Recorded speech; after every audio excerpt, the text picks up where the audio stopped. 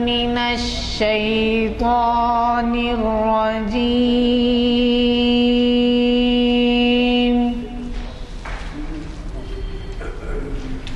بسم اللہ الرحمن الرحیم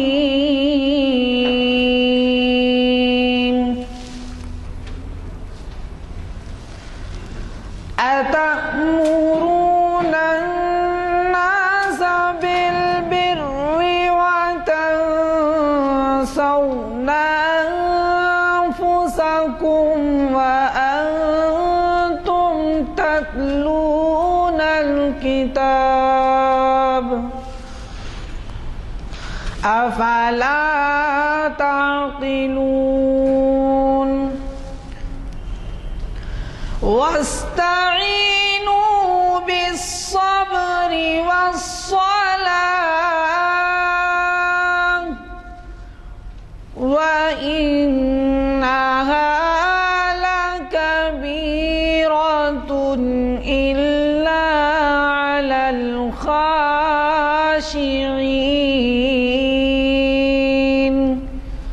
صدق اللہ العظیم۔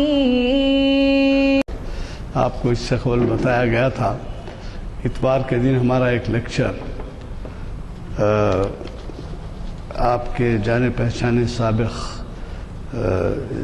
مقرر پروفیسر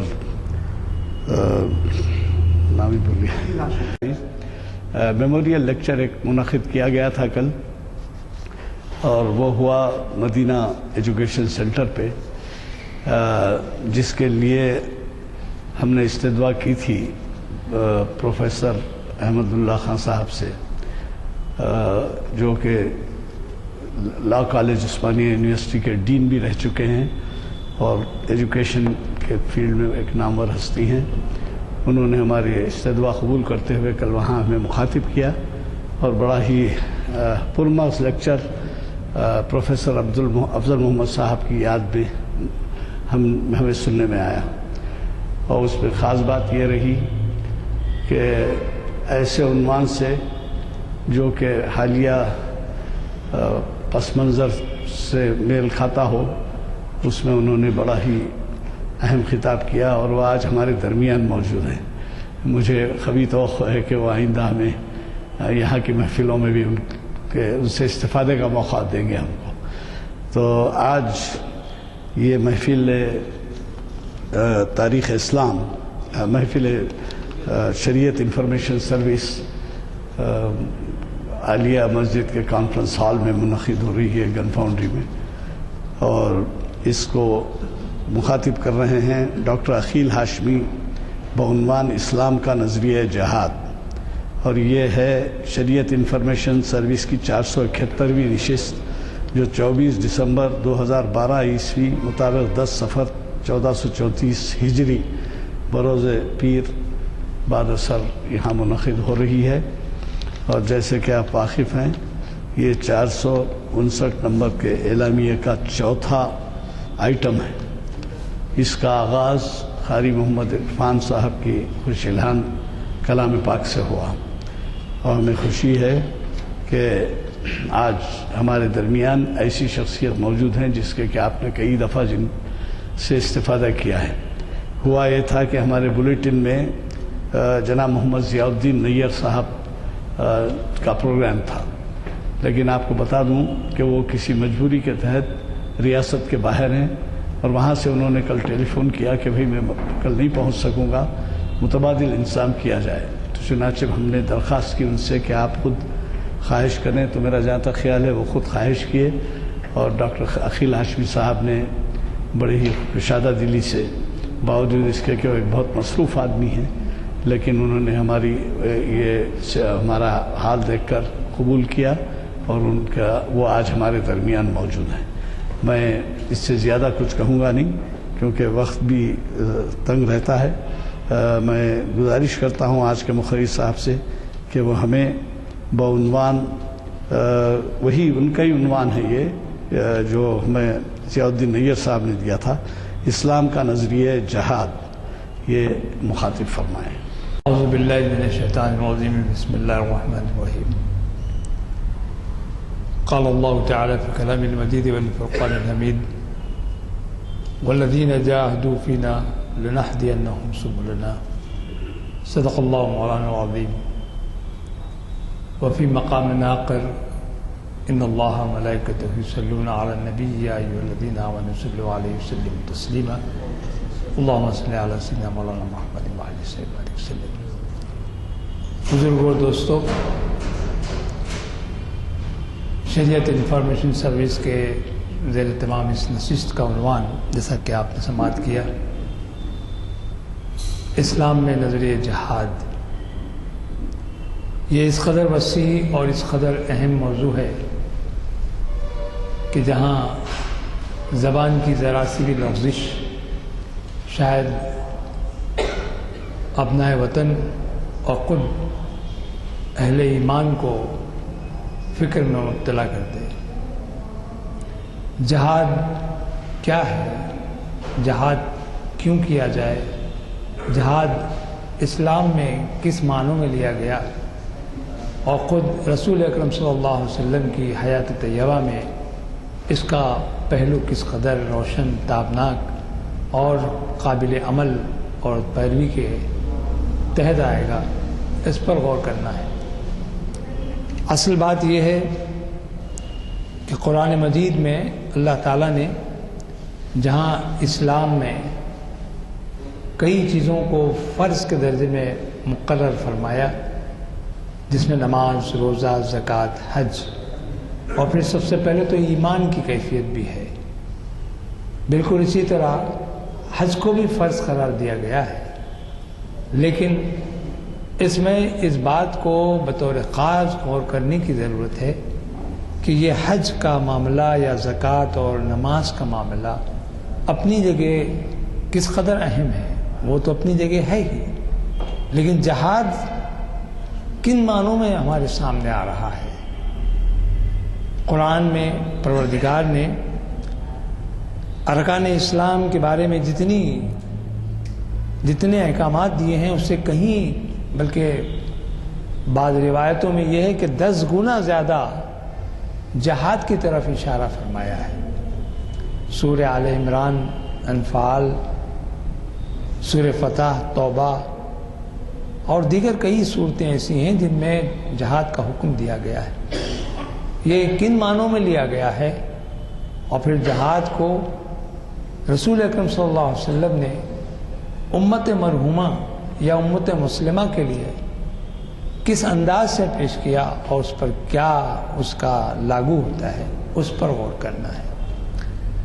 اصل بات یہ ہے کہ یہ موضوع اس قدر وسیع اور اس قدر اہم ہے، جیسا کہ میں نے عرض کیا، اس پر مسلسل گفتگو کی جا سکتی ہے، اور اہل قلم اور اہل فکر تو اس پر اپنے مبسوط کتابیں بھی لکھ سکتے ہیں اور لکھی گئے ہیں، لیکن ہمارے ذہنوں میں جیسی جہاد کا لفظ آئے گا، قتال اور جدال کے سوا کچھ اور بات سمجھ میں نہیں آتی۔ لیکن اگر آپ اپنا مطالعے کو وسیع کریں گے، رسول اکرم صلی اللہ علیہ وسلم کے اسوہ مبارکہ کو دیکھیں گے، آپ کے احادیث کا مطالعہ کریں گے، خود پروردگار کے احکام کی اگر آپ غور و فکر کے ساتھ تلاوت کریں گے، تو آپ کو اندازہ ہوگا کہ جہاد کی 2 واضح قسمیں کر دی گئی ہیں۔ ایک جہاد بالنفس ہے اور ایک جہاد پھر عمل جو کہا جائے، جہاد فی سبیل اللہ کہا گیا، مال کے ساتھ جہاد، ایک نفس کے ساتھ اور ایک مال کے ساتھ۔ تو جہاد کیا ہے؟ ایک جدوجہد ہے، ایک مسلسل ایک کوشش ہے، کاوش ہے۔ اسلام نام ہے اعمال صالحہ کا اور مسلسل جدوجہد کا۔ ہم کچھ اور سمجھے ہوئے ہیں۔ جہاد کے معنی یہ نہیں ہے کہ صرف تلوار لیں اور ہاں جب ضرورت پڑے گی تو یقیناً ہمارے پاس بھی تلوار اٹھے گی، لیکن وہ تلوار اٹھانے کا جو مقصد ہے وہ دفاعی ہوگا، کیونکہ رسول اکرم صلی اللہ علیہ وسلم کی حیات طیبہ ہم کو بتاتی ہے کہ مکی زندگی میں آپ نے صبر و تحمل کے ساتھ کام کیا، کسی موقع پر بھی آپ نے کسی موقع پر بھی آپ نے اس طرح کا نہ اظہار فرمایا اور نہ ہی مسلمانوں کو اس قسم کی دعوت دی. لیکن ہجرت کے بعد جو مکی زندگی آئی، مکی کے بعد مدنی زندگی آئی، تو پھر آپ کو اندازہ ہوگا یہ وہی زمانہ ہے، یہ وہی تربیت کا زمانہ ہے. اسی وجہ سے کہا گیا کہ تبلیغ ہے، تعلیم ہے، اور پھر اس کے ساتھ تربیت بھی ہے.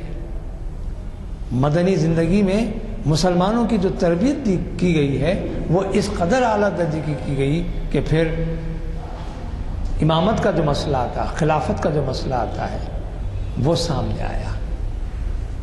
جیسا کہ اقبال نے اس موقع پر جہاد کے بارے میں اکثر ہمارے سامنے اقبال کا کلام آ جاتا ہے. انہوں نے صاف کر دیا کہ یقین محکم عمل پہم، محبت فاتح عالم، جہاد زندگانی میں ہے یہ مردوں کی شمشیریں، حکومت بادشاہی علم اشیاء کی جہاں گیری، یہ سب کیا ہیں فقط ایک نقطہ ایما کی تفسیریں.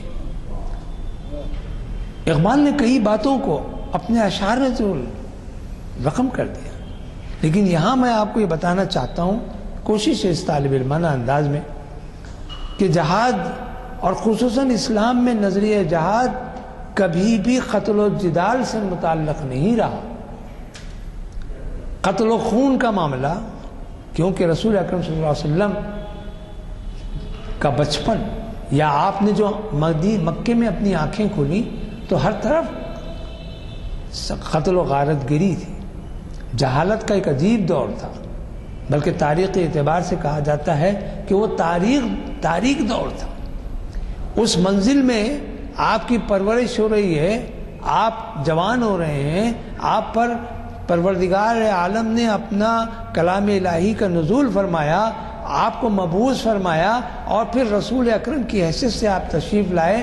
تو ذرا اندازہ کیجئے کہ وہ عرب جو قتل و غارت گری میں ہمیشہ اپنے آپ کو مصروف بقار رکھتے تھے، ان باتوں سے کب وہ متعلق اور متاثر ہو سکتے تھے.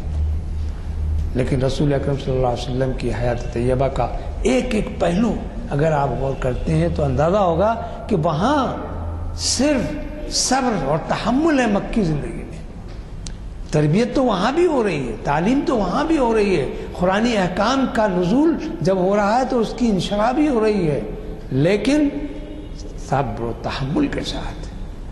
لیکن مدنی زندگی میں آپ آتے ہیں تو بس کچھ ہی دن نہیں، 1 سال نہیں گزرا، غزوہ بدر آپ کے سامنے موجود ہے. 313 اور 1000 کا لشکر، اور وہ لشکر جو بت پرست ہے، مشرکین ہیں، کفار ہیں، اور مقابل ہو رہا ہے ایمان کا. اور پھر آپ کو معلوم ہے سیرت طیبہ میں آپ نے پڑھا بھی ہوگا، سنا بھی ہوگا اہل علم سے کہ رسول اکرم صلی اللہ علیہ وسلم بارہا دعا فرما رہے ہیں اور نصرت خداوندی آسمانوں سے نازل ہوئی اور بدر کا معرکہ ہوگی. چونکہ معرکہ بدر اور پھر غزوہ احد اور پھر اس کے بعد کا معاملہ الگ ہی ہے. تو جہاد کا معاملہ یہ ہے کہ اصل عسکری نقطہ نظر نہیں ہے، اصل عسکری نہیں، جنگ و جدال، ہتھیار اور اسلحہ کا معاملہ ہے. تعلیم و تربیت کے ساتھ جہاد کے مفہوم کو سمجھنے کی ضرورت ہے کہ جیسا کہ ابھی میں نے آپ کے سامنے عرض کیا کہ امر بالمعروف و نہی عن المنکر، یہ اکثر ہم پڑھتے بھی ہیں، سنتے بھی ہیں. یہ امر بالمعروف ہے کیا اور نہی عن المنکر ہے کیا؟ تو پتہ لگے گا کہ آپ یہ اندازہ کیجئے کہ امر حکم دیجئے، حکم کس کا کیجئے؟ پروردگار کے احکام کی انشراح کے لیے، اس کی تبلیغ کے لیے، اس کی تصویر کے لیے، اس کی تشریح کے لیے. نہی عن المنکر، اور انکار کروانے والوں کے ساتھ ان کو روکنے کے لیے کہ کرو یا نہ کرو. میں اکثر اپنے طالب علمانہ انداز میں آپ کی باتیں آپ کے سامنے رکھتا ہوں. قرآن میں جہاں پروردگار نے احکام الہی نازل فرمائے امر کے صیغے میں، وہیں نہیں یعنی یہ کیجئے اور یہ نہ کیجئے. اور اس کے لیے ایک سرور کائنات صلی اللہ علیہ وسلم کی حیات طیبہ کو نمونہ بنا کر پیش کر دیا گیا، اور وہ نمونے کے لیے پروردگار عالم نے صاف کر دیا کہ لقد کان لکم فی رسول اللہ اسوۃ حسنہ. اگر تمہارے پاس کوئی رول ماڈل اگر تم بنانا چاہتے ہو تو تمہارے سامنے رسول اللہ صلی اللہ علیہ وسلم کی حیات طیبہ موجود ہے. دیکھو، سیکھو اور سبق حاصل کرو اور اپنی زندگی میں مسلسل جد و جہد کرتے رہو، یہ تسلسل برقرار رہے، یہ مداومت ہو، ہمیشگی ہو، دوام ہو، اور ایک تسلسل ایسا قائم رہے کہ جس میں ایمان مضبوط سے مضبوط تر ہوتا جائے، یقین مضبوط سے مضبوط تر ہوتا جائے، توحید پرستی مضبوط سے مضبوط تر ہو جائے، اور رسالت کی پابندی یا پیروی اس انداز سے ہو کہ آپ مومن نظر آ جائیں۔ کہا گیا کہ شہادت ہے مطلوب مقصود مومن، شہادت ہے مقصود مومن، نہ مال غنیمت نہ کشور کشائی۔ اگر مومن کو مال غنیمت کے حصول کی ضرورت ہوتی تو جنگ کرتا، کشور سلطنت فتح کرنا ہوتا تو وہ، لیکن نہیں، یہاں منشا اپنے آپ کو اس جہاد میں مصروف رکھنا ہے کہ جس کو جہاد فی سبیل اللہ کہا گیا۔ حضور اکرم صلی اللہ علیہ وسلم کی حیات طیبہ سے ہم جس قدر بھی اکتساب کریں کم ہے۔ کیوں؟ اس لیے کہ پروردگار عالم نے قرآن میں اگر ایک آیت کا نزول فرمایا تو اس کی تفسیر سرکار کی زندگی ہے۔ کہا، اب آپ کو میں ایک بات یہ بتاؤں کہ جہاد جس کو ہم بالنفس بھی کہہ رہے ہیں اور جہاد فی المال کہہ رہے ہیں، یہ بالنفس کیا ہے اور مال کیا ہے، اور پھر یہ مال اور نفس سے ہٹ کر یہ جنگ و جدال کیا ہے؟ تو جنگ و جدال کی ضرورت کب پڑی اور نفس کشی کب ہوگی؟ مال کے ساتھ آپ کس طرح جہاد کریں گے، یہی تو سمجھنا ہے۔ اسلام کا نظریہ جہاد تو یہی تو ہے۔ ہمارے ذہنوں میں یہ ہے کہ نظریہ جہاد کے ساتھ ہی مسلمان تلوار لے اور باہر نکل پڑے۔ کس کے خلاف؟ تو معلوم ہوا کفر کے خلاف، مشرکین کے خلاف، یا ان لوگوں کے خلاف جو اسلام کو مٹانے کے در پہ ہیں۔ تو کہا گیا حضور اکرم صلی اللہ علیہ وسلم نے جنگیں بھی لڑی، جس کو ہم غزوہ کہہ رہے ہیں۔ غزوہ بدر ہے، غزوہ احد ہے، غزوہ احزاب ہے، غزوہ خندق جسے کہتے ہیں، غزوہ تبوک ہے۔ جی، غزوات کا ایک سلسلہ ہے، لیکن پہلا جو غزوہ ہوا وہ بڑا مبارکے کا، دوسرا جو غزوہ ہوا وہ غیر معمولی ہوا، جس میں ایک گمگو کا سا عالم ہو گیا تھا۔ رسول اکرم صلی اللہ علیہ وسلم نے 40 تیر اندازوں کو احد کے پہاڑ کے پیچھے چھپا کر رکھ دیا، بٹھا کر۔ دیکھیے ایک حکمت عملی بھی ہوتی ہے۔ ایک حدیث شریف میں سرکار نے فرمایا جنگ کسی اور کا نام نہیں ہے، حکمت عملی کا نام ہے۔ جنگ کے معنی خون خرابہ ہے ضرور، لیکن اس میں حکمت عملی میں جو بات آپ کے سامنے آئے گی کہ کہیں اس بات کی گنجائش ہے کہ قتل و خون کا خرابہ بھی نہ ہو اور فتح بھی ہو جائے۔ چنانچہ ہمارے پاس بات کی تاریخ کے اوراق آپ پلٹائیے تو معلوم ہوگا کہ ایسی بیشتر ہمارے پاس روایتیں اور ایسی کہانیاں اور ایسے واقعات ملتے ہیں کہ جس میں مبارزانہ لڑائی ہوتی تھی۔ ایک غنیم کی ایک بڑا لشکر اور ایک دشمن کا بڑا لشکر، دو آدمی باہر آتے، یا تو بادشاہ ہوتے یا سپہ سالار ہوتے، ان میں مبارزانہ ڈبل لڑائی جس کو کہتے ہیں آپ، دو بدو لڑنے کا۔ یہ کہتے کہ معاہدہ یہ ہوتا کہ اگر تم مجھے زیر کر دو، اور زیر کرنے کے بعد تو سر نکالنے کا تم کو حق ہے، اور اگر میں تم کو زیر کر دوں تو اس کا نتیجہ یہ ہوگا کہ یہ ساری ریاست، یہ ساری سلطنت، یہ ساری حکومت تمہاری تفویض ہو جائے گی، میں اپنے آپ کو تمہارے سپرد کر دوں گا، یا پھر جواباً اگر میں نے تم کو سکش دی تو تمہارا جتنا علاقہ ہے وہ سب میرے زیر نگیں آ جائے گا۔ بس دو آدمیوں کی لڑائی کے درمیان بات ختم ہو جائے گی۔ ایسے واقعات ہوئے ہیں۔ اور پھر ہمارے پاس اسلام میں جو قتل و خون غارت گری اسلام سے پہلے تھی، اس کے لیے کوئی نام اور کوئی اصطلاح کی ضرورت تھی تو رسول اکرم صلی اللہ علیہ وسلم نے ارشاد نبوی ارشاد الہی کے زیر تحت آ رہا ہے، والذین جاہدوا فینا لنہدینہم سبلنا، وجاہدوا حق جہادہ، جہاد کرو جیسا کہ اس کا حق ہے، جہاد کرو اس کا حق ہے۔ تو حق کہاں سے لے؟ تو حق یہ ہے کہ تم اسلام کے درپے لوگوں کے آگے اپنے آپ کو اس طرح سامنے لاؤ کہ وہ یا تو مروب ہو جائے یا پھر تمہارا اپنا ہو جائے۔ جیسا کہ ابھی میں نے کہا کہ تبلیغ، تنظیم اور پھر تربیت، تبلیغ کا منشا بھی یہ ہے۔ اسلام سے پہلے جتنے مذاہب آئے ہیں سب دین الہی کے پابند ہیں، پروردگار کے، لیکن اصل بات سمجھنے کی یہ ہے کہ جس زمانے میں جو نبی آئے ان کا کلمہ پڑھنا لازم تھا۔ وما ارسلناک الا رحمۃ للعالمین، حضور کی شان یہ بتائی گئی کہ آپ تمام رحمتوں کے لیے عالمین کے لیے رحمت بنا کے آئے ہیں، اور پھر خاتم المرسلین بھی تو ہے، اس کے بعد کوئی دین آنے والا نہیں ہے۔ تو ہمارے پاس مسلمان ہونے کی اولین شرط کیا ہے؟ لا الہ الا اللہ بولنا کافی نہیں ہے، جب تک کہ محمد الرسول اللہ نہ کہے ایمان مکمل نہیں ہوتا۔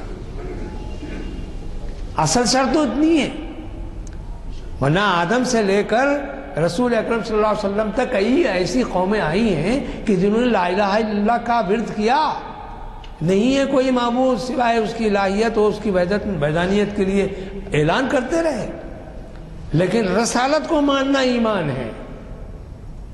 اصل بات تو اتنی ہے۔ موسیٰ آئے تو موسیٰ کلیم اللہ بھی کہلائے کیونکہ رسول کی رسالت کے ساتھ آئے، عیسیٰ آئے تو رسالت کے ساتھ آئے، ابراہیم آئے تو رسالت کے ساتھ آئے۔ تو ان کی رسالت کا ماننا، پروردگار کی توحید کا ماننا، ان دونوں کو یکجا کرنا اور ایمان کی کیفیت میں اپنے آپ کو زندگی گزارنا، یہی اصل ایمان ہے، اور اس کا مجاہدہ کرنا آپ کے لیے لازم ہے۔ مجاہدہ جہد، کوشش، کاوش، مسلسل مشق۔ نماز ہم پڑھتے ہیں، زکوٰۃ ہر سال دیتے ہیں، حج اگر عمر میں ایک بار بھی کر لے تو اس کے لیے فرض ادا ہو جائے گا۔ جی یہ تمام ارکان اسلام ہیں، اس میں مداومت ہو، مشقت ہو، محنت ہو۔ آپ صاحب مال ہیں، اس صاحب مال کو حکم خداوندی کے تحت اس کی تقسیم اور اس کے ساتھ انصاف کرنے کا معاملہ خود جہاد ہے۔ نماز پڑھنا بھی جہاد ہے نہیں؟ ہمارے پاس ہم جیسے ہی نماز کے لیے کھڑے رہتے ہیں، ایک طوفان سمجھے سلسلہ ہمارے پاس شروع ہو گیا، دکان والے دکان میں، دفتر والے دفتر میں، کالج والے کالج میں، ایک سلسلہ چل پڑا۔ اس کو کاٹنا ہے اور یہ دیکھنا ہے ان تعبد اللہ کانک تراہ، کہ میں پروردگار کے سامنے کھڑا ہوں، میں اس کو دیکھ رہا ہوں۔ پروردگار کو دیکھنا تو دشوار ہی ہے نا، یہ تو سمجھ لو کہ وہ تو تم کو دیکھ ہی رہا ہے۔ یہ استحضار آپ کے سامنے ہو اور پروردگار کو اپنے سامنے روبرو پالے، اینما تولوا فثم وجہ اللہ، تم جس طرف رخ کرو گے پروردگار کو دیکھ لو گے، میں نظر آؤں گا۔ مگر کیا نظر آ رہا ہے؟ کیا وہ کیفیت تم میں پیدا ہوئی؟ کیا یہ جہاد سے کچھ کم ہے؟ اور نفس ہمارا اس قدر شدید اور اس قدر خوی ہے، بلکہ شریر ہے، بڑا شریر ہے۔ نفس پر قابو، کسی بزرگ نے کہا کہ نفس پر قابو پاؤ تو شیطان بھی تمہاری مدد کرنے کے لیے تیار نہیں ہوگا۔ پہلے شرط یہ ہے کہ نفس پر قابو پانا ہے۔ غالب نے کہہ دیا ہزاروں خواہشیں ایسی کہ ہر خواہش پہ دم نکلے، بہت نکلے میرے ارمان، لیکن پھر بھی کم نکلے۔ یہ ہمارا ہوس کا معاملہ ہے۔ ہم کیا نہیں چاہتے؟ آخری سانس تک ہم چاہتے ہیں، لیکن اس چاہت کا رخ بدل دے۔ اس چاہت میں پروردگار کی نصرت، پروردگار کی محبت، پروردگار کی اور سمجھے کہ قربت کا اگر احساس جمع ہو جائے اس کے لیے کیا کرنا پڑے گا؟ تو معلوم ہوا کہ وہ جو رول ماڈل ہے آپ کے سامنے ان کو دیکھنا پڑے گا۔ وہ کون ہے؟ رسول اکرم صلی اللہ علیہ وسلم کی ذات اقدس ہے۔ ذہن میں رکھیے کہ نفس بڑا شریر ہے۔ اسلام نفس کا احترام کرنا تک سکھاتا ہے، اس کی خواہشوں کو روبہ عمل لانے کی خواہشوں کو بھی پورا کرتا ہے، اور اس کی نفی کی دعوت بھی دیتا ہے، وہ سکھاتا ہے کہ کس مقام پر تم کو نفی کرنا ہے اور کس مقام پر اس کے ساتھ تم کو چلنا ہے، جائز اور ناجائز، بہتر احسن، دنیا کے تیز۔ ذوق نے شعر کہہ دیا، نہنگو اژدہو شیر نر مارا تو کیا مارا۔ نہنگ کہتے ہیں مگرمچھ کو، نہنگ مگرمچھ۔ نہنگو اژدہو شیر نر مارا تو کیا مارا، بڑے موذی کو مارا، نفس امارہ کو گر مارا۔ ارے نفس امارہ کہاں ہے؟ شریر نفس، امارہ کا معنی شریر، نفس امارہ شریر نفس۔ کیوں کہ انسان کی فطرت میں پروردگار نے جو نفس رکھا ہے وہ سب سے کم ترین درجے کا جو نفس ہے امارہ، بڑا شریر ہے۔ اگر اس شرارت والے نفس پر قابو پا لے تو پھر ایک اور نفس ہے آپ کے سامنے آئے گا، وہ نفس لوامہ ہے۔ پھر اس کے بعد اگر اس سے بھی آپ پار پڑیں اور اس کو بھی آپ زیر کر لیں تو نفس ملحمہ آئے گا، اور پھر نفس ملحمہ بھی آ جائے گا اور اس کو بھی آپ نے زیر کر دیا تو پھر وہ ایک نفس سے آپ دو چار ہوں گے کہ جس کو کہا گیا کہ نفس مطمئنہ۔ اور پروردگار نے ان نفوس کی تشریحات کی طرف اشارہ نہ کرتے ہوئے آخر میں ایک آیت کا نزول اس طرح فرمایا، کیا کہا؟ نفس مطمئنہ کے لیے ارجعی الی ربکی راضیۃ مرضیہ، اس سے پہلے یا ایھۃ النفس المطمئنہ، اے وہ اطمینان والے نفس۔ کیسا اطمینان پایا بھائی؟ تو معلوم ہوا اس اطمینان پانے کے لیے جو جہاد کرنا پڑا ہے وہ اصل جہاد ہے۔ ہمارے ذہن میں صرف جہاد کے معنی قتل و خون و غارت گری ہے، وہ بھی اپنی جگہ مسلمہ ہے۔ کیوں کہ جب آپ کے سامنے آپ کا ملک چھینا جا رہا ہے، جہاد کی ضرورت ہے، وہاں آپ کو خاموش بیٹھنے کی ضرورت نہیں ہے۔ جہاں آپ کے مال پر غاصبانہ قبضہ ہو رہا ہے، برابر جہاد کرنے کی ضرورت ہے۔ جہاں آپ کی عزت و آبرو لٹتی نظر آ رہی ہے، وہاں آپ کو جہاد کرنا لازم ہے۔ اور جہاں آپ کا ایمان غارت ہو رہا ہے، وہاں آپ کے لیے جہاد کرنا ضروری ہے۔ اسی وجہ سے جہاد فی سبیل اللہ کہہ کر مال کو بھی بتا دیا، نفس کو بھی بتا دیا، اور اصل جہاد کو بھی بتا دیا کہ یہ جہاد ہے کیا۔ آج ہمارے ذہنوں میں صرف اور صرف ایک محدود انداز میں اصل کیا ہے، میری نظر اس دیوار تک جا رہی ہے، اس کے آگے والی منظر کو میں دیکھ نہیں سکتا کیونکہ میری نظر محدود ہے۔ نظر کو اسی کرو، قلب کو کشادہ کرو، روح کو تازہ کرو، تو پھر معلوم ہوگا کہ جہاد کیا ہے۔ نظر پہلے پیدا کرو۔ ارے وہ نظر تو معلوم کرو کہ کون سی نظر تھی کہ حضرت عمر تلوار لے کے چلے تھے کہ آج اسلام اور اسلام کے داعی کا قصہ ہی تمام کر دیں گے، لیکن وہ نظر معجزانہ نظر ہے، رسول اکرم کی نظر ہے۔ وہ نظر جیسے ہی حضرت عمر پہ پڑی، کیا ہوا؟ جس کو ہم کہتے ہیں قلب ماہیت کہتے ہیں، قلب بدل گیا۔ قلب کہتے ہیں تڑپنے، الٹنے پلٹنے کو، قلب کہتے ہیں الٹنے پلٹنے کو۔ یہ ہمارا قلب الٹتا پلٹتا رہتا ہے۔ اکثر لوگ مجھ سے پوچھتے ہیں بھی یہ قلب کے معنی کہ دل خاموش ہو گیا۔ دل خاموش ہوا تو کیا ہوتا دیکھ لیجئے، سکون پا گیا۔ مگر کب پاتا ہے سکون؟ سب سے پہلے مطمئن ہوتا ہے دل۔ یہ دل ہی کی تو کیفیت ہے، لیکن اس کیفیت سے آپ کو آگاہی اور اس عمل میں آنے کے لیے جس جد و جہد کی ضرورت ہے وہی ایک لفظ نکلتا ہے جہاد کا۔ ہمارے پاس مومنہ جو صفات ہیں، ان مومنہ صفات میں سب سے پہلی صفت یہ ہے کہ ایمان کی مضبوطی ہو، عمل پیہم ہو، یقین محکم کہا گیا، یقین محکم، عمل پیہم۔ میں نے ابھی جیسے کہا کہ اسلام نام ہے مسلسل محنت اور مسلسل جہاد کا، اور عمل صالح کے ساتھ ایک ایسا عمل جو صالح ہو، نیک ہو، پاکیزہ ہو، مطہر ہو، اور ایسا ہو کہ جس کو دیکھ لیں، جیسے کسی آدمی کو آپ دیکھ لیں، کہا گیا حدیث میں ہے کہ تم ایسے بنو کہ تم کو دیکھنے سے اللہ کی یاد آ جائے۔ کوئی مومن اگر آ جائے سامنے تو کہا گیا کہ مسلمان آ رہا ہے تو مسلمان کی صورت شکل بھی تو بناؤ۔ جب صورت شکل تم مسلمان کی بناؤ گی تو تم پر یہ بھی لازم ہو جائے گا کہ وہ عمل بھی تم مسلمانی کرو،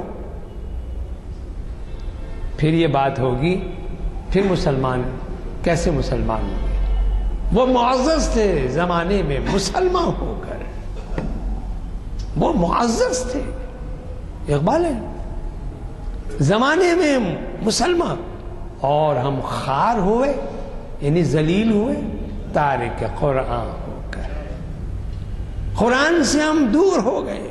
قرآن کو ہم نے صرف ایک ایسی متبرک مقدس کتاب جس کو ہم صرف بوسہ دیں گے، اپنے سروں پر رکھ کر اپنے مکانوں میں زیب و زینت کے لیے جزدانوں میں لپیٹ کر رکھ دیں گے، جی نہیں، قرآن کے نزول کا یہ مقصد کبھی نہیں رہا۔ قرآن تو یہ کہتا ہے کہ اس کو بار بار، قرآن کہتے ہی ہیں بار بار پڑھنے والی چیز کو، قرآن کہتے ہی ہیں بار بار پڑھنا، اسی وجہ سے اس کا نام قرآن ہوا، خرد سے۔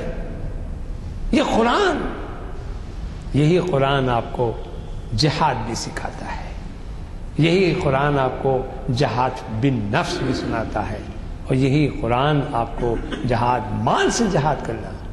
اب مال، یہ نفس کا معاملہ یہ ہے، آپ نے اکثر دیکھا ہوگا ہمارے اولیاء اللہ بزرگ حجروں میں اپنے ذکر و مشغال میں مبتلا ہے، ارے کیا کر رہے ہیں؟ دل کی صفائی ہو رہی ہے، ارے دل کی صفائی کمرے میں کیسا ہوتی ہے سر؟ لیکن یاد الہی میں اپنے آپ کو اس قدر انہوں نے اپنے آپ کو مصروف رکھا کہ ان کے ہر منہ ہر بال بال سے پروردگار کا ذکر ہوتا نظر آ رہا ہے۔ یہ ہے، اور پھر اس کے بعد والی منزل تو آپ کو معلوم ہے، مال۔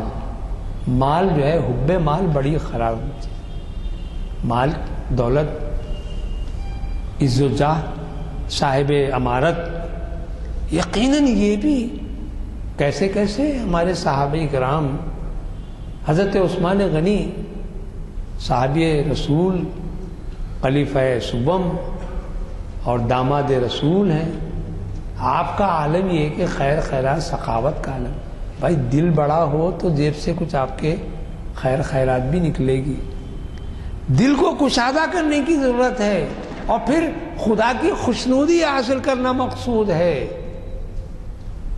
کسی غزوے سے تشریف لائے رسول اکرم صلی اللہ علیہ وسلم، کہا کہ اس وقت امت کو مال کی ضرورت ہے، انفاق فی سبیل اللہ جسے کہتے ہیں، مدد کی ضرورت ہے۔ کئی لوگوں نے اپنے اپنے طور پر دے دیا۔ حضرت عثمان غنی بھی تشریف لائے، کہا کہ عثمان رضی اللہ تعالیٰ عنہ، اب اس وقت امت کے لیے انفاق فی سبیل اللہ کی ضرورت ہے۔ آپ نے فرمایا کہ میرا ایک قافلہ تجارتی ابھی آیا ہے، ابھی انہوں نے یہ نہیں دیکھا کہ اس قافلے میں کیا کیا مال و متاع ہے، کیا کیا تجارتی وسائل اس کے اندر، کیا تمام چیزیں موجود ہیں، اس میں کتنا فائدہ اور کیا کیا ہونا۔ انہوں نے کہا کہ یہ سب راہ للہ، اللہ کے لیے مخصوص ہے۔ انفاق فی سبیل اللہ میں یہ جو دل کی کیفیت ہے، کیا یہ جہاد نہیں تو اور کیا ہے؟ ذرا غور کرنے کی بات تو یہ ہے۔ آپ اندازہ کیجئے کہ ہمارے پاس خصوصاً جیسا کہ ابھی میں ابتدا میں بھی کہہ رہا ہوں کہ اس موضوع کے مختلف پہلو نکلتے ہیں، لیکن دو باتیں تو پکی ہیں۔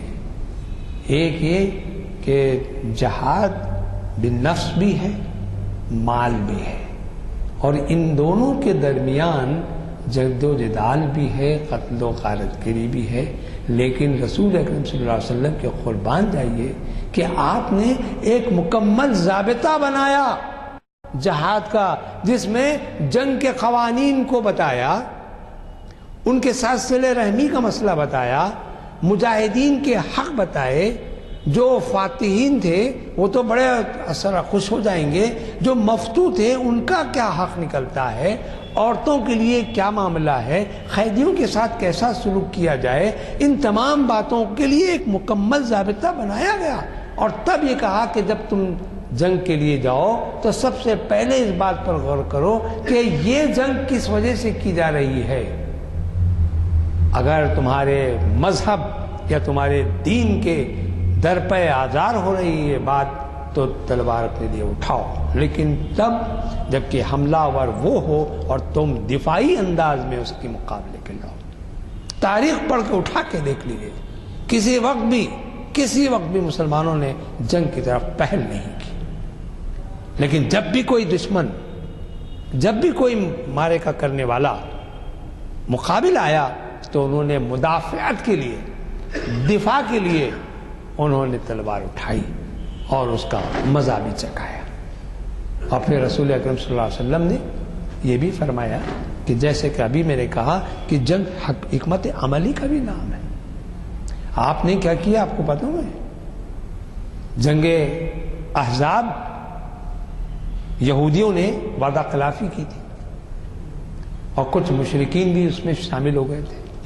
انہوں نے ورغلایا اور مسلمانوں کے خلاف ایک ٹکڑی کو جمع کیا، ایک فوجوں کو جمع کر کے ان کے مقابل کھڑے ہوئے۔ تو آپ نے ایک صحابی کے ذریعے سے جو مسلمان مشرکین تھے، جو اپنی جگہ فساد پیدا کر رہے تھے، وہ اور یہودیوں کے قبیلوں میں جا کر اس طرح کی گفتگو کی کہ دشمن ادھر سے آ رہا ہے، ادھر سے آ رہا ہے۔ ایسی حکمت عملی سے انہوں نے اپنی باتیں رکھی کہ یہودی اور مشرکین جو مخالفین تھے وہ پریشان ہو گئے، وہ یہ سمجھ نہیں سکے کہ مسلمان حملہ آور ہوں گے تو کس طرف سے ہوں گے۔ جب انہوں نے دونوں طرف سے بات سمجھ میں نہیں آئی تو انہوں نے اس کو آگے بڑھانے کے لیے سرکار نے ایک تیسرا راستہ اختیار کیا جس کے لیے یہودی اور دیگر مشرکین تیار نہیں تھے۔ یہ حکمت، آپ یہ کہیں گے یہ کیا ہے؟ اس کو کہتے ہیں قدا، عربی لفظ ہے جس میں کے معنی یہ ہے حکمت عملی کہیے یا سیاست، جنگی سیاست، یس ملٹری ٹیکنالوجی، یہ ملٹری سائنس، کہ یہاں ممکن ہے کہ اس طرح کا آپ کہیں گے کہ یہ دھوکہ ہے، یہ فریب ہے، نہیں، یہ حکمت عملی ہے کہ دشمن کو اس طرح غفلت میں رکھیں اور ان کے مقابل آئیں تاکہ ان کے چھکے چھوٹ جائیں اور وہ پریشان ہو جائیں اور اس پریشانی سے وہ بھاگ کھڑے ہو جائیں۔ جنگ احد میں بھی تو یہی ہوا تھا، 40 جو سپاہیوں کو آپ نے چھپایا تھا، لیکن مال غنیمت کے حصول کے لیے وہ لوگ نکل پڑے تو خالد بن ولید نے ان کا پیچھا کیا، کچھ دیر کے لیے ایک سراسیمگی کی کیفیت پیدا ہوئی اور پھر مسلمان سنبھلے اور پھر انہوں نے مقابلہ کیا، لیکن ابتدا میں جنگ احد کے وقت ایک عجیب کیفیت پیدا ہو گئی تھی اور اسی جنگ میں رسول اکرم صلی اللہ علیہ وسلم کے دندان مبارک بھی شہید ہوئے۔ آپ غور کیجیے، تو ہمارے پاس اسلام جہاد کرنا سکھاتا ضرور ہے، لیکن کس کے لیے سکھاتا ہے؟ اللہ کے لیے، اللہ کی کبریائی کے لیے، اسلام کی سربلندی کے لیے، رسول اکرم صلی اللہ علیہ وسلم کی پیروی میں مداومت کے لیے، اور پھر اس اصطلاح کو صرف اور صرف اسلام نے استعمال کیا۔ غزوہ تبوک سے رسول اکرم صلی اللہ علیہ وسلم واپس آ رہے ہیں، ایک موقع پر آ کر آپ نے فرمایا، سن لو مسلمانوں کہ اب ہم جہاد اصغر سے جہاد اکبر کی طرف آ رہے ہیں۔ صحابہ اکرام نے پوچھا یا رسول اللہ، ہم تو اس جنگ کے ہولناک باتوں سے اور معرکے سے واپس ہو رہے ہیں، آپ یہ فرما رہے ہیں کہ یہ جہاد اصغر یعنی چھوٹا جہاد ہے، اب یہ جہاد اکبر کیا ہے؟ تو آپ نے فرمایا کہ جہاد اصغر بظاہر کچھ تو خون ہے، محبت وطن کی، امن و امان کا معاملہ، عزت و آبرو کی حفاظت، ایمان کا تحفظ کا معاملہ، ملک کا بھی فائدہ، یہ ساری چیزیں اس کے لیے غنیم سے یا دشمن سے لڑائی کرنا، جان دینا اور جان لے لینا، اس کے لیے ٹھیک ہے۔ یہ جہاد اصغر ہے، ضرورت کے تحت ہے۔ ابھی میں نے جیسے تفصیل سے آپ کے سامنے رکھا کہ یہ خود سے حملہ آور نہیں ہے، دفاعی انداز میں حملہ آور ہے۔ لیکن جہاد اکبر کیا ہے؟ تو آپ نے فرمایا اب اپنی زندگیوں میں جو اعمال تم کر رہے ہو اس کی مداومت اور اس میں ہمیشگی اور اس میں ہمیشہ اپنے آپ کو پابند رکھنے کا نام جہاد اکبر ہے۔ اسی کو قرآن میں جہاد کبیر بھی کہا گیا، فرقان میں پڑھ لیجیے۔ تو جہاد اصغر تو معلوم ہوا کہ لڑائی جھگڑا جو ہو رہا ہے وہ جہاد اصغر ہے۔ اصل تو معاملہ جہاد کا نفس کے ساتھ ہے کہ اس پر قابو پانے اور اس پر اپنے آپ کا کنٹرول رکھنا اور اسی کے تحت اپنی زندگیوں کو ایمانی طرز میں گزارنا، یہی سب سے بڑا جہاد ہے۔ اس جہاد کے بارے میں انسان کو انسان بنانے کا جو عمل ہے وہی اسلام کی دعوت بھی ہے۔ اسی لیے کہا جاتا ہے کہ تبلیغ، ہر شخص کو یہ ضروری ہے کہ وہ اسلام کی تبلیغ کے لیے اپنا کچھ نہ کچھ حصہ ادا کرے۔ لیکن یہ حصہ کتنا ہوگا؟ تو آپ کو میں بتاؤں، ہماری ہر حرکت اگر ایمانی ہو جائے تو ہم ایک مثالی شخصیت قابل ہیں۔ ہمارے درمیان اگر ہم کسی بزرگ کا جو احترام کرتے ہیں اس کا منشا کیا ہے؟ ایک غالب کا شعر میں عرض کرتا ہوں، اس سے آپ کو شاید سمجھ میں آئے کہ دیکھنا تقریر کی لذت کے جو اس نے کہا، دیکھنا تقریر کی لذت کے جو اس نے کہا، میں نے یہ جانا کہ گویا یہ بھی میرے دل میں ہے۔ ایک مقرر تقریر کر رہا ہے، آپ بیٹھے سماعت کر رہے ہیں، آپ یہ سوچتے ہیں کہ یہ جو شخص بول رہا ہے یہ بھی میرے دل و دماغ میں یہی باتیں ہیں، لیکن عجیب بات یہ ہے کہ مجھ میں یہ صلاحیت نہیں ہے اور مجھ میں یہ کیفیت نہیں ہے، میرے پاس الفاظ کا وہ ذخیرہ نہیں ہے، میرے پاس وہ معلومات کا انداز نہیں ہے، میرے پاس وہ کہنے کی عادت نہیں ہے، اور میرے پاس ایسی بہت ساری صلاحیتیں نہیں ہیں جو اس شخص کے اندر ہیں، لیکن وہ جو کہہ رہا ہے وہ یقیناً میرے دل و دماغ میں پک رہا ہے اور میں بھی یہی کہنا چاہتا تھا لیکن میں کہہ نہیں سکتا۔ آج ہمارے درمیان جب کوئی بزرگ آ جاتے ہیں ہم یہی سوچ لیتے ہیں کہ ہم ان بزرگ کو صورتاً دیکھتے ہیں، عملاً دیکھتے ہیں، کیفیت کے ساتھ دیکھتے ہیں، تو پھر یہ اندازہ ہوتا ہے کہ ہم ان کے مقام و مرتبے تک نہیں پہنچ سکتے، لہذا قابل احترام ہو گئے۔ امام اعظم ابو حنیفہ ہمیشہ اس بات کی کوشش کرتے، دیکھیے عمل دیکھیے، سرکار کی ایک حدیث ہے السلام قبل الکلام، کلام کرنے سے پہلے، بات چیت کرنے سے پہلے سلام کر لو۔ ہمارے پاس سلام کا معاملہ ختم ہو گیا، اب ہمارے پاس سلام میں بھی ایک خیال ہو رہا ہے صاحب آ رہے ہیں کیوں کروں سلام ان کو، انجان ہو جاؤ۔ یہ صاحب مجبور ہو گئے بالکل سامنے، سوال ہے با دل ناخواستہ تکلیف سے۔ اچھا وہ صاحب بھی اس بات کے متمنی رہتے کہ مجھے سلام لے لوں، ہمیشہ میں سلام لوں، میں کروں نا، مگر سرکار کا فرمان یہ ہے کہ تم سلام میں پہل کرو۔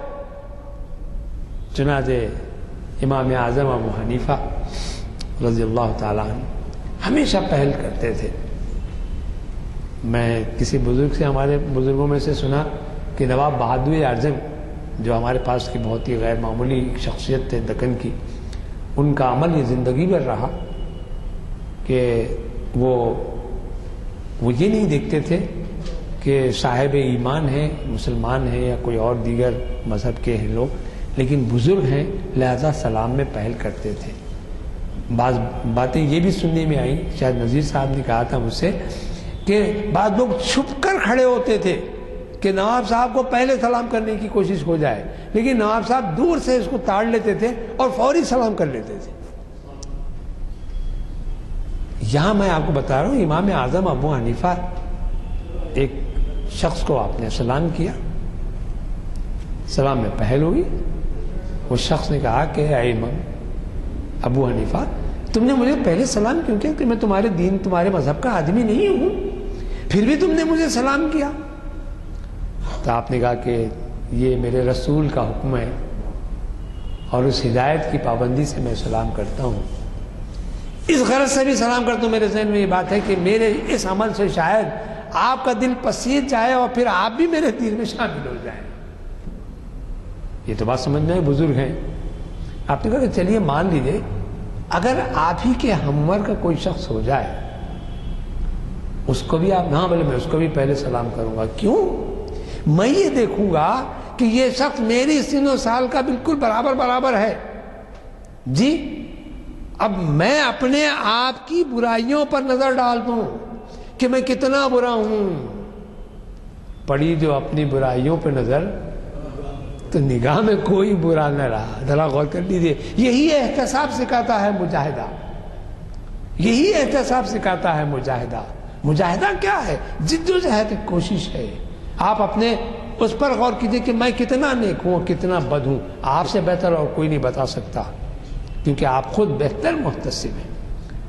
اس لیے اس پر میں غور کرتا ہوں، یہ شخص میرے سامنے کھڑا ہے، یقیناً یہ مجھ سے بہتر ہے، اعمال بھی اس کے یقیناً اچھے ہوں گے، لہذا یہ قابل احترام ہے، لہذا پہلے سلام کر لوں۔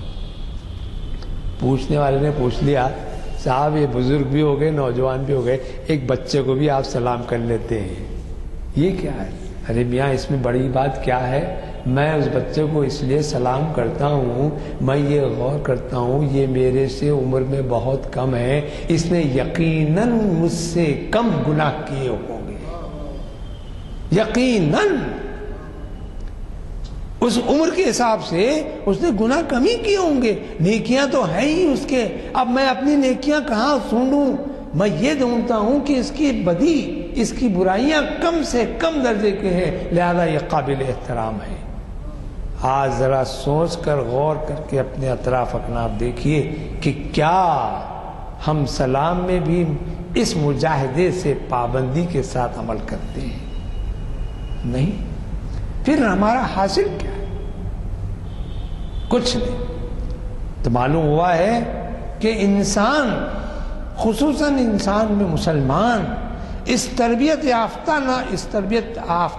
آدمی کا نام ہے جو صاحب ایمان ہے، جو مسلسل عمل صالح کی طرف رغبت کرتا ہے اور دین کی پابندی کرتا ہے اور اس میں مسلسل جہاد کرتا ہے۔ یہی تو جہاد ہے۔ اب اگر جہاد کے دوسرے معنوں میں لے لیں گے آپ تو یقیناً میں سمجھتا ہوں پھر آپ کو جنگ کی تفصیلات بتائیں۔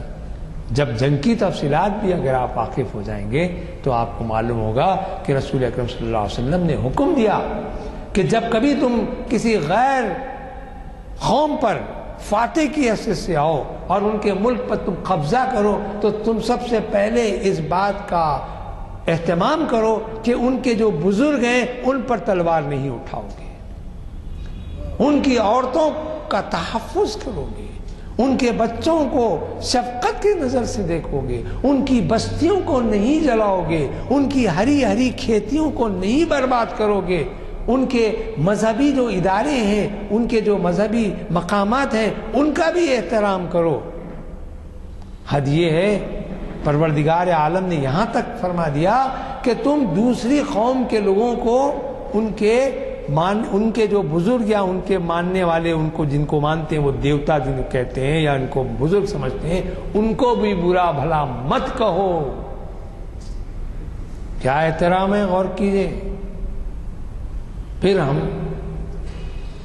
بھی یہ گلہ ہے کہ ہم وفادار نہیں، ہم وفادار ہیں، تو بھی تو دلدار نہیں۔ سوال یہی ہے، ہمارے پاس جہاد کا مسئلہ، اسلام دین، اسلام جو ہے انسان سازی کے لیے آیا ہے۔ اسلام جو آیا ہے دنیا میں انسان سازی کے لیے آیا ہے، انسان بناتا ہے اور پھر انسان کے باطن ظاہر کو بھی سنوارتا ہے، باطن کو بھی سنوار دیتا ہے۔ کہا جاتا ہے آدمی پیدا ہوتا ہے، انسان بنتا ہے۔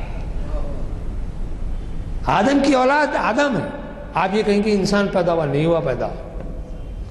انسان پیدا نہیں ہوتا، انسان بنتا ہے، آدمی پیدا ہوتا ہے، اور اس آدمی سے انسان بننے کے لیے ایک وقت لگتا ہے، اور یہی ارتقاء کی منزل میں جو مجاہدہ ہوتا ہے، جو جہدیں ہوتی ہیں، جو کوششیں ہوتی ہیں، نفس کے ساتھ ہوتی ہیں، مال کے ساتھ ہوتی ہیں، جدال کے ساتھ ہو سکتی ہیں، قتل کے ساتھ ہو سکتی ہیں، اخلاق کے ساتھ ہو سکتی ہیں، ایمان کے ساتھ ہو سکتی ہیں، عزت و آبرو کے ساتھ ہو سکتی ہیں، ان سب کا نام جہاد فی سبیل اللہ ہے، اللہ کے لیے جہاد ہے۔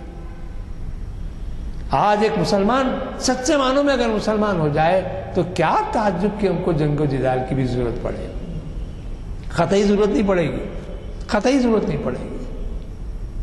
مسلمان وہ کہ جس کے ہاتھوں سے دوسرے محفوظ ہو جائیں، سلامتی میں آ جائیں۔ ہم اپنی غور کر کے احتساب جسے کہتے ہیں، اکاؤنٹیبلٹی کہتے ہیں اس کو انگریزی میں، اپنے آپ کا احتساب کرنا کہ واٹ آئی ایم، کیا ہوں میں کیا ہوں، میری حقیقت کیا ہے، میں کتنا نیک ہوں، کتنا بد ہوں۔ ارے رات میں سوتے وقت ایک لمحے کے لیے آپ سوچ لیں کہ دن بھر میں نے کیا کیا۔ یہ احتساب خود آپ کو مجاہدے پر پابند کرے گا۔ گھر سے چلتے ایک معمولی سی بات کہتا ہوں آپ سے، پابند ہو جائیے، یہ کہ سب سے پہلے سلام کرنا سیکھ لیجیے۔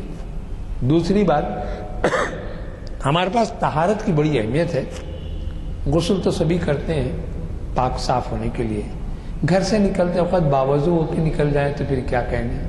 ارے کس مرحلے پر آپ کا بلاوا آ جائے اور اس حالت میں آپ طہارت میں نہیں ہیں، آپ باوضو نہیں ہیں اور آپ کی موت واقع ہو جائے تو غور کر لیجیے کہ وہ موت بھی کائے کی موت ہوگی، اور موت وہ ہے کہ کرے جس کا زمانہ افسوس۔ یوں تو دنیا میں سبھی آئے ہیں مرنے کے لیے کہ زندہ رہنے کے لیے آئے ہیں، لیکن ہماری موت کس طرح ہو رہی ہے غور کیجیے۔ کیا یہ احتساب نہیں ہے؟ کیا یہ مجاہدہ نہیں ہے؟ ذرا کر کے تو دیکھ لیجیے تو اندازہ ہو جائے گا کہ آپ پابندی کے ساتھ اگر اس مجاہدے کی طرف رغبت کرتے ہیں تو پھر یقیناً آپ کا نفس بڑا مطمئن ہوگا۔ میں سمجھتا ہوں میں نے جہاد فی سبیل اللہ اور بالخصوص بالنفس کی بات، اور یہ نفس کو درست کرنے کے لیے ہمارے جو بزرگان ملت رہے ہیں، جن کی خانقاہیں تھیں، وہاں تربیت ہوتی تھی۔ رسول اکرم صلی اللہ علیہ وسلم کی مسجد نبوی بھی سب سے بڑی تربیت گاہ تھی۔ اسی وجہ سے میں نے ابتدا میں کہا کہ تبلیغ ہے، تنظیم ہے، تربیت ہے، اور اس تینوں کا مجموعہ جہاد ہے، اور جہاد فی سبیل اللہ کے دو پہلو ہیں، ایک نفس کے ساتھ ہے، ایک مال کے ساتھ ہے۔ اس میں جنگ و جدال کا کوئی ذکر نہیں ہے، یہ تو تحفظ خود اختیاری ہے، اور اس کا حق انسان کو ملا ہے۔ آپ دیکھ لیجئے کسی معصوم بچے کو کسی کارنر پر لا کر کھڑا کر کے اس کو ڈھکیلنے کی کوشش کیجئے، وہ پیچھے ہٹے گا، وہ معصوم ہے، اس کو یہ پتہ نہیں ہے کہ یہ کیا چیز ہونے والی ہے، میں گروں تو کیا تکلیف ہوگی یا مجھے کیا نقصان ہوگا۔ لیکن قدرت نے، فطرت نے، اس کی فطرت میں، اس کی جبلت میں یہ بات رکھی ہے کہ وہ اپنے آپ کو محفوظ کرے۔ جب آدمی گرتا ہے تو سر سے کبھی نہیں گرتا، وہ ہاتھ ٹیک دیتا ہے۔ یہ سب چیزیں ہمارے سامنے ہیں۔ ان تمام باتوں کا حاصل صرف یہ ہے کہ بس ہم جہاد زندگانی میں ہیں۔ مردوں کی شمشیریں جو کہا گیا، مردوں کی شمشیریں تو یہی ہیں۔ اب شمشیر کے معنی صرف تلوار ہی نہیں ہے، کافر ہو تو تلوار پہ کرتا ہے بھروسہ، مومن ہو تو بے تیغ بھی لڑتا ہے سپاہی۔ شاید بے تیغی کا لڑنا انہی معنوں میں ہے جس کو ہم مجاہدہ کہتے ہیں، اور یہی اسلام کا نظریہ جہاد ہے۔ وصلی اللہ تعالی علی خیر خلقہ محمد وآلہ وصحبہ اجمعین برحمتک یا ارحم الراحمین الحمدللہ.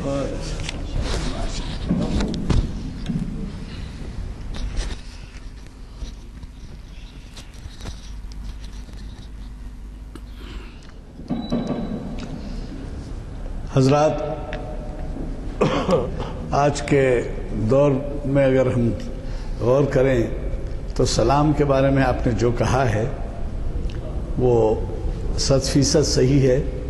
صبح صبح ہم تفریح کے لیے جاتے ہیں باغ اما میں تو دیکھتے ہیں کہ کچھ لوگ سلام کا بھی موقع نہیں دینے چاہتے، نظریں بچا کے جاتے ہیں.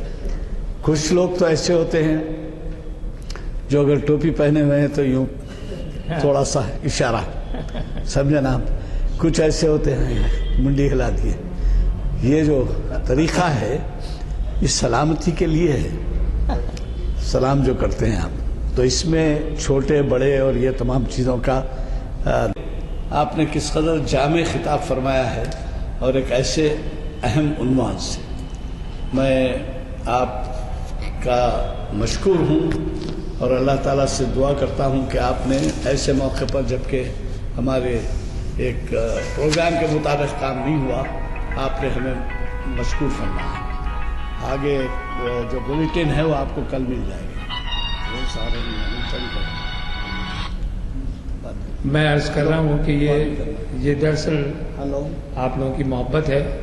ایک طالب علم کی حیثیت سے ہمیشہ اس بات کی ہوتی ہے کہ یہ ناغہ نہ ہو.